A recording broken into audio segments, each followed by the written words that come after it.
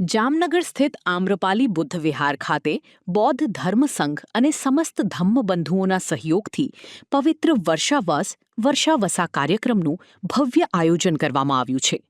આ પ્રસંગે ભદંત પ્રજ્ઞારત્ન થેરોએ જણાવ્યું હતું કે ભગવાન બુદ્ધ અને મહાવીરના સમયથી ચાલી આવતી આ પરંપરા મુજબ ચોમાસામાં સૂક્ષ્મ જીવજંતુઓની હિંસા અટકાવવા અને ખરાબ હવામાનથી બચવા બૌદ્ધ ભિક્ષુઓ 3 થી 4 મહિના એક જ વિહારમાં સ્થિર રહીને સાધના કરે છે।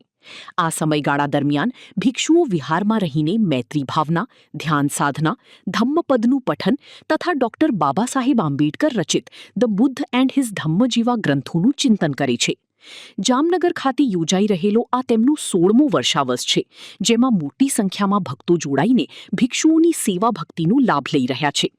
અંતમાં ભદંત પ્રજ્ઞારત્ન થેરોએ જામનગરના તમામ નાગરિકોના સુખી, નિરોગી અને સમૃદ્ધ જીવન માટે મંગલ કામનાઓ પાઠવી હતી। મારું નામ ભદંત પ્રજ્ઞારત્ન થેરો। આજે આમ્રપાલી બુદ્ધ વિહારમાં જામનગરમાં અમારો વર્ષાવાસ આમ્રપાલી બુદ્ધ વિહાર અને જામનગરના સમસ્ત ધર્મબંધુઓએ મળીને સરસ રીતે આયોજન કરવામાં આવ્યું છે। 3 મહિના ભિક્ષુ એક જગ્યાએ બુદ્ધ વિહારમાં રહે છે।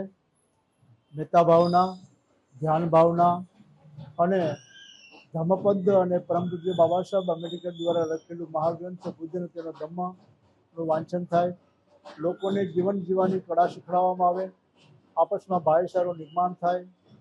તો 3 મહિના એટલે કે અષાઢ મહિનાની પૂનમથી લઈને આસો મહિનાની પૂનમ સુધી ભિક્ષુઓ એક જ જગ્યાએ એક વિહારમાં રહે છે અને ભિક્ષુની જીવન જરૂરી વસ્તુની પૂર્તિ બધા ધમ્મબંધુ સાથે મળીને કરે છે।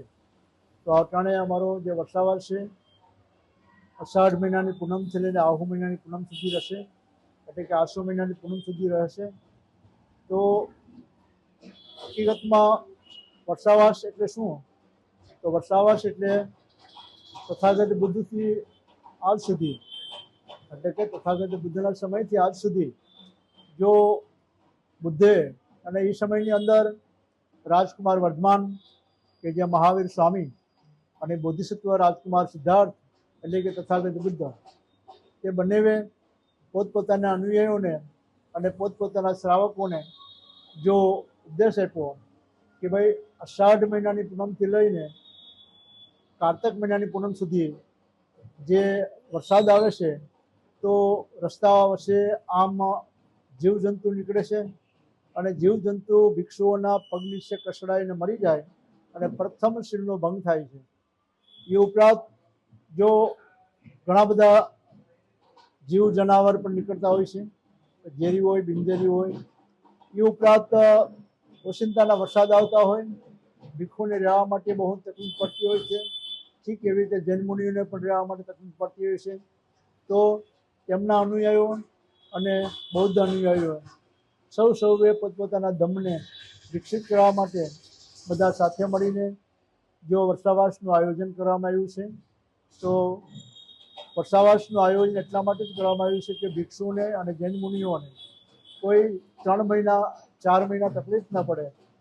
જે જૈન મુનિઓ છે તે અષાઢ મહિનાની પૂનમથી લઈને કારતક મહિનાની પૂનમ સુધી એ ચાતુર્માસ રહે છે, ત્યારે બૌદ્ધ ભિક્ષુ છે તે અષાઢ મહિનાની પૂનમથી લઈને આસો મહિનાની પૂનમ સુધી એક જગ્યાએ રહેશે, જેને વર્ષાવાસ કહેવામાં આવે છે।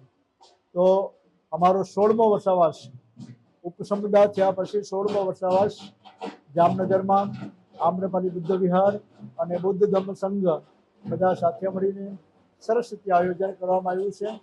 હું સમસ્ત જામનગરવાસીઓના સુખી જીવનની મંગલ કામના કરું છું કે સૌનું ખૂબ મંગલ હો, ખૂબ કલ્યાણ હો, હંમેશા નિર્ભય રહો, નિરોગ રહો અને નિર્વેદ રહો।